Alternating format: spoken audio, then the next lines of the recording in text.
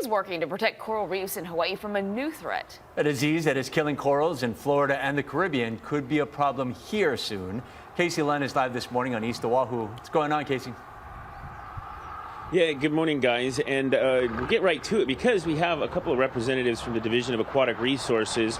Laura Noren, she's a Reef Management Fellow, National Reef Management Fellow from DLNR, and then Ryan O'Connell, also from the Division of Aquatic Resources. Let's start with you, Laura. Tell us a little bit about this new disease, and it's, again, started in the Caribbean. We're worried about it coming here, correct? Tell me a little bit about the threat.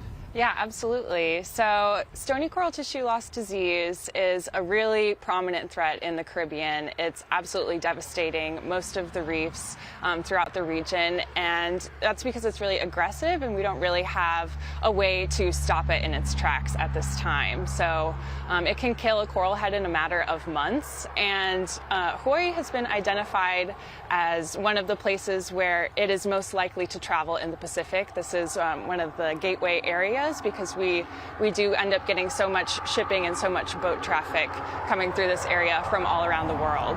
Yeah, and then I want to get to Ryan O'Connell and talk a little bit about what DLNR wants to happen to try and prevent this from coming to Hawaii and causing big problems here. Yeah, as Laura mentioned, it comes from the Caribbean, so it comes via, like, people are guessing ballast water. So that's like the water that's in the ships, and when they come over to Hawaii, like there are ships that come from the Caribbean to Hawaii, that's the concern right there. So what we're looking at is managing that, making sure they do their exchanges out in open water, exchanging that ballast water, clean it up before they come to Hawaii. But also we're looking at our corals and seeing if that disease can attack our corals or kill our corals. So like the corals in the Caribbean is very different than the corals in Hawaii. So a lot of species is different. They don't have it over there. So one of the things we're also trying to look at is looking at some corals and trying to see if the disease will spread to our corals, and that would take some effort to some permitting and some finesse to get some corals maybe to Florida and kind of test it out like that. And a word of the wise to folks that are scuba diving, bringing gear from out of the state, make sure you're cleaning, disinfecting that. I know, are you guys part of tomorrow's Day of Ocean Awareness at the state capitol, working with partners like the Nature Conservancy, going to be there represented as well? Oh yeah, we're going to have a bunch of guys from our team over there talking about our aquatic resources and what we can do to better manage them.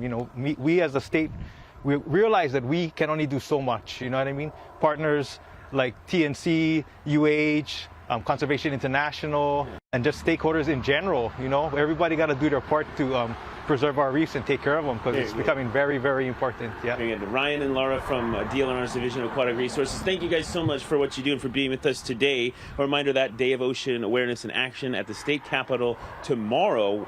Coming up at 7:30, we're going to talk a little bit more about that insurance policy that the Nature Conservancy purchased that would help restore the reefs after severe weather. That's again at 7:30. For now, I'll send things back to Steve and Grace. All right, thanks, Casey. Yeah, we're finally getting to hear from the